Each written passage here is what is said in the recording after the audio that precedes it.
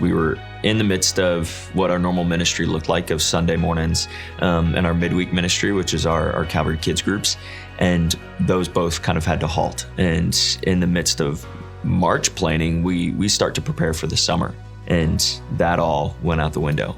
We have amazing people that help to lead Calvary Kids and volunteers, and those leaders pour so much into the lives of these kids that when the pandemic hit, a lot of those connections were lost. We weren't able to do Adventure Weeks over the summer, which is our summer day camp. And then we had to take VBS completely online. Knowing how God works, it was a blessing. It was really cool that we had the resources. One of the things that was prevalent for all families was that they were spending so much more time together. And I think that just elevated the partnership that we want to have for Calvary Kids with the families. We changed up our Calvary Kids groups to kind of be the family edition, where the families were the ones going through the content and looking at the Bible stories and reading through it and looking at challenges and doing activities all together. That is something that I think is a part of God's heart for us. Kids weren't in school, and so they don't have the socialization with their classmates or with their teachers, and parents were still working. We looked at it and went, okay, maybe we need to create something that will be beneficial to the families. And so that's what Camp Boost turned into.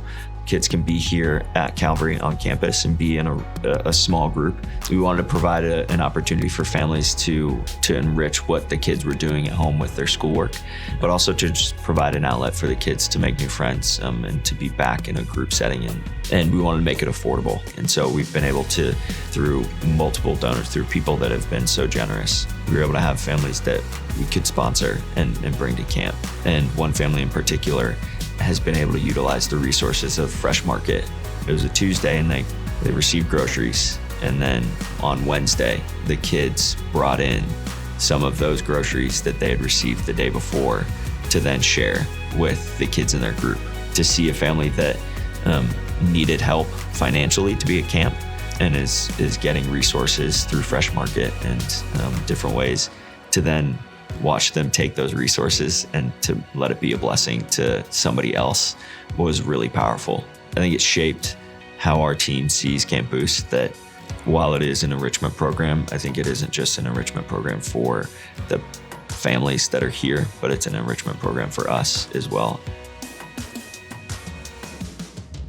So in November of 2020, we kind of came back on campus and created an outdoor environment for the kids, similar to what our patio service was for adults. But now we've kind of transitioned back indoors, and which was a huge blessing because now we're seeing so many more families. And so I think that's one of the most exciting things that we've gone through over the past month and a half, is seeing kids get baptized, seeing our child dedications happen in March, is getting to see families that we haven't seen in forever.